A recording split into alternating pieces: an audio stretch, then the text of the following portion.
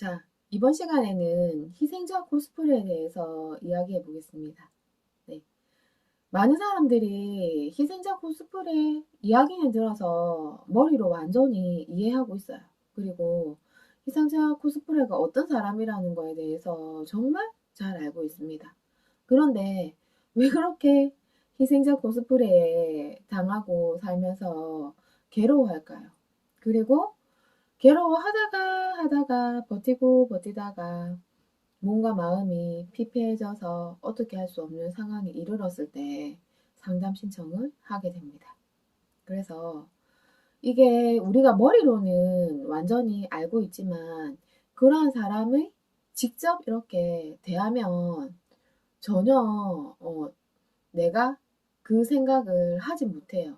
왜냐하면 그 사람은 전체적으로 여러 가지 모습을 가지고 있죠. 근데 우리가 머리로 이해하는 거는 희생자 코스프레의 어떤 점, 이거를 딱 이해하고 있는데 우리가 어떠한 사람을 만나면서 관계할 때는 그러한 부분들이 모든 전체적인 모습에 섞여서 관계를 하기 때문에 정확하게 이 사람이 그러한 방법을 쓰네 하고 인식을 하지 못합니다. 그러다가 시간이 지나가고 왠지 내가 너무 힘들어지고 뭔가가 괴로워지고 불행해지고 계속 그래서 왜 그럴까 하고 미친 듯이 이제 곰곰이 생각해보고 또 생각해보고 점점 더 범위를 좁혀가서 또 생각해보고 하다 보면 그제서야 이제 아, 그 사람이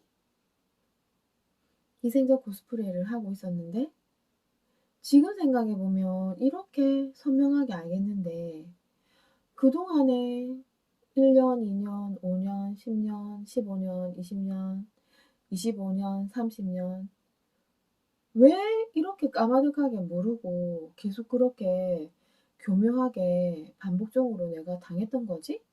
그 사실에 더 자기 자신에 대해서 분노감을 가지게 되고 더 막 놀라게 됩니다.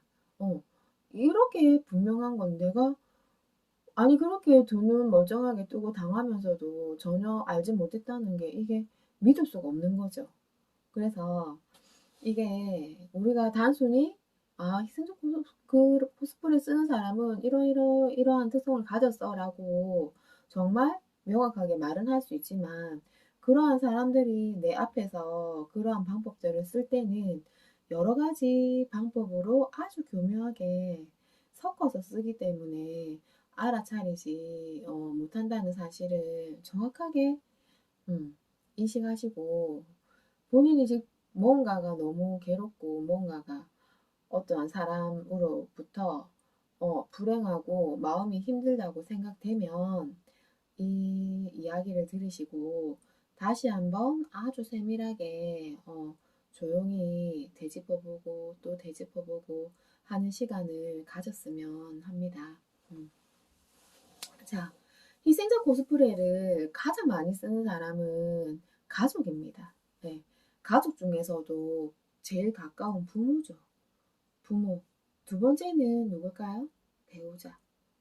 그 다음은 형제 자매든지 아니면 정말 내 주변에 있는 가까운 지인들, 또 매일 마주치는 직장 동료들, 어, 나랑 가장 가까운 관계에 있는 사람들이 나에게 희생자 코스프레를 많이 합니다. 왜 그럴까요?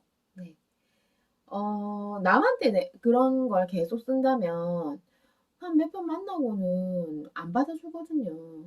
안 만나줄 거거든요. 그걸 알기 때문에 어떻게 어, 확 잘라낼 수 없는 그러한 관계에 그러한 방법들을 계속 쓰게 되는 것이죠. 그래서 자, 부모가 희생적 코스프레를 쓸 때는 어떠한 방법을 쓰냐면 특히 엄마들이 많이 써요. 그래서 우리 지금 중년의 시대에 부모님들은 한 70대 거의 이상이시죠.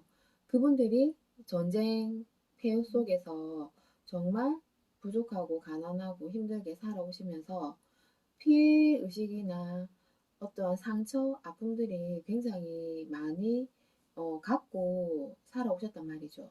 그러다 보니까 지금 그분들이 이렇게 써야지 하고 계산은 하지 않지만 아주 자동적으로 그냥 내 자식한테 이야기를 하고 싶은 거예요. 내가 힘들었다는 이야기. 그래서 내가 얼마나 괴롭고 불행하고 서러웠는지, 그러나 그럼에도 불구하고 내가 정말 노력해서 어떻게 정성껏 너희들을 키우고 살았는지 그냥 하소연하고 한탄하고 마음을 털어놓고 싶은 그런 마음에 처음에 시작을 합니다.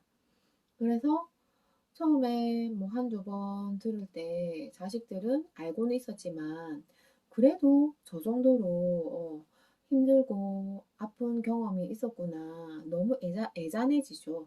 그래서 이제 그 얘기를 들으면서 내가 더 관심 가져주리라, 더 잘해주리라 생각을 하게 됩니다. 그러고 나서 이제 그게 한 그쯤에서 유지가 되면 굉장히 좋을 텐데 균형이 이루어졌을 때는 나도 좋고 상대방도 좋고 서로 좋아요. 근데 이제 부모 입장에서 이제 나이 들고 별로 뭐 하는 일도 없고 뭐 이렇게 하니까 관심이 자식한테 쏠리는 건 당연한 거죠. 그렇게 쏠리는데 내가 막 이런 이야기 할 때마다 애가 성질도 좀 적게 내고 맨날 퉁명스럽게 막 타박 주고 이렇게 하더니 좀 말도 부드럽게 해주고 전화도 뭐 일주일에 한 달에 한 번 할까 말까 한데 일주일에 두 번, 한 달에 두세 번씩 전화해서 안부도 물어주고 필요한 거 있는지 뭐 택배도 보내주고 막 이렇게 하니까 부모님이 이제 그게 너무 좋은 거예요. 그래서 자, 자기의 모든 집착을 점점 자식한테 쏟기 시작합니다. 그래서 그 다음에는 사실은 그것만 있는 게 아니라 이런 일도 있었고 이래 했었고 뭐 어땠었고 또 막 이야기를 하게 됩니다. 그러면서 앞에 했던 이야기도 또 하고 하게 되면 듣기 좋은 노래도 한두 번이라고 자식 입장에서는 알겠는데 그래요 어머니 그래요 아버지 부모님 진짜 알겠어요. 정말 가슴 아프게 생각해요. 너무 저도 슬퍼요. 안타까워요. 그래서 제가 더 잘할게요. 제가 그동안 무심했나 봐요. 제가 더 노력할게요. 애써 볼게요.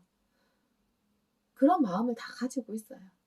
근데 자식도 사회인으로서 살아가면 책임감과 부담감과 불안, 두려움, 여러 가지 상황들, 인간관계에서 괴로움, 오만 걱정거리가 많겠죠. 결혼을 해서 자녀가 있는 자식이면 어때요?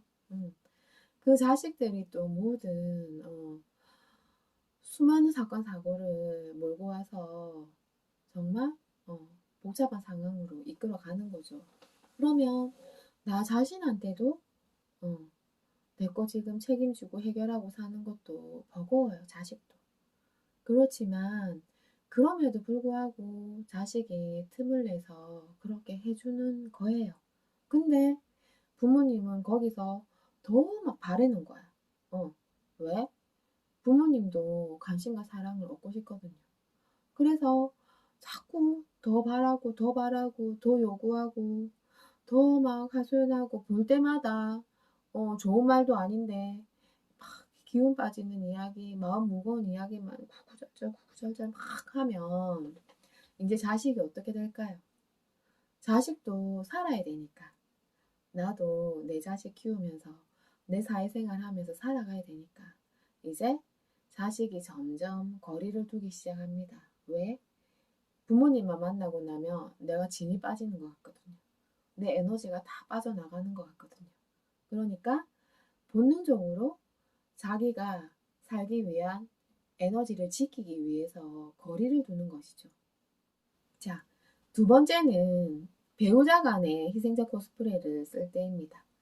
뭐 부모 자식 간의 역할만 바뀌었지 거의 패턴 똑같아요. 그죠? 배우자 간에는 아직까지 우리나라에는 아내들이 희생자 코스프레를 많이 쓰겠죠. 그래서 내가 뭐 우리 가진 거 없이 시작해서 뭐 무슨 고생을 했고 내가 시댁에 어떤 거를 했고 너에게는 어떤 것을 했으며 지금 내 가정을 위해서 내 자식을 위해서 어떤 것을 했고 이렇게 이제 이야기를 해요. 그러면 남편도 알고 있어요. 아내랑 가장 많은 기간 살아온 사람이 남편이잖아요. 그래서 남편도 내 아내가 처음에 우리가 어떻게 어렵게 시작해서 무슨 고생을 해서 얼마나 애를 쓰고 살아왔는지 다 알고 있습니다. 그래서 처음에는 들어주고 그래서 내가 또 무심했나 해서 또 관심 가져주고 잘해주고 뭐 해달라고 하면 조금 챙겨주고 그렇게 하기 시작해요. 근데 여기에서 또 균형을 잡아야 되는데 자, 아내 쪽에서 욕심이 또 나기 시작하는 거예요. 이렇게 몇 마디 했는데 하는 거 보니까 조금만 더 내가 조정하면 내 손아귀에 남편이 들어올 것 같거든요. 내가 하라는 대로 할 것 같거든요. 그래서 거기서 욕심을 내서 집착을 이제 쓰면서 계속 이제 구구절절 어땠었고 하소연을 하기 시작하면 남편도 자신이 살기 위해서 듣기 좋은 노래도 한두 번이지 좋은 말을 해도 지겨운데 이제 슬슬 부인을 피하기 시작하고 가정에서 멀리 떨어져 나가려고 애를 쓰겠죠. 네. 그러면 이제 남편이 반대로 그런 희생자 코스프레를 쓰는 경우도 많죠. 내가 얼마나 바깥에서 힘들게 일하면서 가족들을 위해서 애쓰고 사는지 그리고 어, 너한테 또 자식에게 배우자에게 어떠한 거를 베풀고 사는지 또 처가집에는 어떠한 것들을 해주고 살았는지에 대해서 또 구구절절 뭐 이야기를 하게 되면 아내는 또 수그러들고 그러면 거기에서 균형을 못 잡고 욕심이 생기면서 또 점점 하소연이 늘어가고 어, 남편들은 자기의 희생자 코스프레가 안 통할 때 조금 거친 행동을 또 하는 모습들이 많이 보여요. 폭력을 쓴다든지 폭언을 한다든지 하는 공격성을 많이 쓰게 되는 거죠. 그러면 이제 부인이 심리적 거리감이 점점 멀어지면서 이혼을 생각하게 되거나 아니면 남편을 멀리하게 되거나 이렇게 되는 것이죠. 이해되시죠? 그래서 이러한 희생적 코스프레는 뭐 수도 없이 많아요. 이러한 방법들을 친구가 또 자기 친한 친구를 조종하고 통제할 때 쓴다든지 직장 동료들이 그죠. 또 되게 책임감 강하고 마음 약한 그러한 상대를 보면 자기 마음대로 조종하고 휘두르기 위해서 희생자 코스프레를 쓰는 경우가 아주 많죠. 자, 그럼 결국에는 누가 문제인가요? 그 희생자 코스프레를 쓰는 사람이 문제인가요? 그 사람이 고쳐야 되나요? 그 사람이 안 고치면 우리는 계속 이렇게 평생 살아가야 되는 건가요? 아니겠죠. 상대가 희생자 코스프레를 쓰던 말던 간에 가장 좋은 방법은 내가 어떠한 상대가 어떠한 행동을 해도 거기에 휘둘리거나 끄달려가지 않는 내 중심을 잘 잡고 있는 힘이 중요하겠죠. 그래서 희생자 코스프레에 휘둘리지 않으려면 자기 중심이 잡혀 있어야 됩니다. 그래서 내가 내 중심을 잡으려면 딱딱하고 막 무게 있게 탁 고집을 세우면서 버티면서 중심을 잡는 게 아니라 우리 무의식에서의 중심은 되게 유연한 거예요. 항상 부드러운 거예요. 물처럼. 그래서 어떠한 모양의 상대방이 내 앞에 오더라도 그거에 내가 맞춰줄 수 있는 그런 유연성을 마음의 중심을 잡는다라고 표현을 합니다. 삼각형의 사람이 오면 나는 부드럽게 유연하게 삼각형의 모양으로 같이 마주할 수 있고, 사각형의 사람이 오면 사각형의 모양으로 마주할 수 있고. 그러나 중요한 건 그 사람하고 그렇게 같은 모양을 유지했지만 그 사람들이 가고 나면 나는 원래의 그냥 모양 없는 부드러운 내 상태대로 중심점에 균형을 잡고 있는 것이죠. 이해되시나요? 그래서 이제 부모님이 희생자 코스프레를 계속 쓰면서 끝도 없이 요구한다면 내가 거기에 휘둘려가면 그냥 하나 둘 요구하는 거를 계속 이렇게 해주다 보면 나중에는 정말 애쓰고 바쁘게 사는데 5년, 10년, 15년, 20년 지나서 이렇게 딱 보면 정말 내가 해놓은 게 없어요.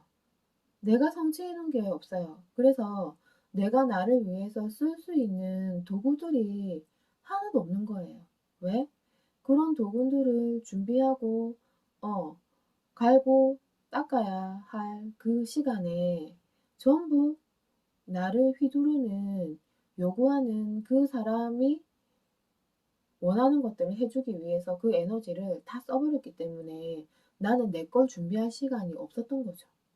그러면 이제 본격적으로 내가 내 삶을 살아야 될 때 탁 출발점에 서서 보면 나는 아무것도 준비된 게 없고 갈고 닦은 기능도 없고 하다 보니까 다시 맨 밑바닥에서부터 어렵고 힘든 생활을 다시 또 반복해서 살아야 됩니다.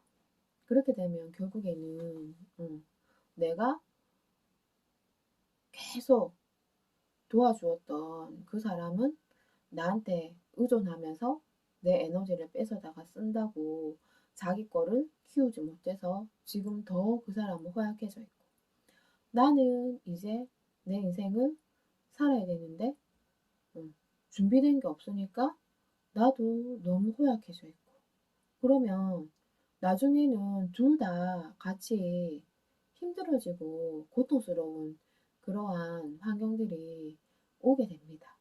그러면 결국에는 둘 다 불행해지는 거죠. 자, 그러면 우리가 가장 현명한 방법은 저거 냉정하고 나쁘다라는 소리를 듣더라도 내가 나한테 해가 안 가는 한에서 해줄 수 있을 만큼만 상대에게 해주고, 과다하게 요구하면 냉정하게 끊어야 되겠죠. 나는 이제 못하겠다. 나는 안 하겠다. 나는 여기까지만 하겠다. 라고 명확하게 내가 선을 그어줘야 됩니다. 그래야지 상대방도 정신 차리고 자기 책임을 더 이상 나한테 전가시키지 않고 자기 책임은 자기 몫으로 가져가서 자기가 해결해 나가면서 그 사람도 자기 인생을 사는 것이죠. 그리고 나는 이제 내 에너지를 내가 보호하고 관리하고 내가 나한테 생산적으로 쓰면서 내 미래를 위해서 많은 도구들을 준비하고 잘 기능할 수 있게 닦아 나가야 되는 것이죠. 그래서 정말 내 인생을 살아야 되는 그 지점에 왔을 때 아주 다양한 도구와 기능들을 가지고 훨씬 수월하고 즐겁고 재밌게 누리면서 살아갈 수 있도록 내가 내 인생을 위해서 준비하는 거죠. 내 에너지는 나를 위해 쓰는 게 제일 기본입니다. 그 기본이 지켜지지 않았을 때 내 삶이 괴로워지는 거죠. 그러면 남을 탓하는 것이 아니라 남을 탓하기 전에 내가 내 기본이 무엇인지부터 명확하게 알아차리고 지키고 가꾸어 나가는 게 가장 중요하겠죠.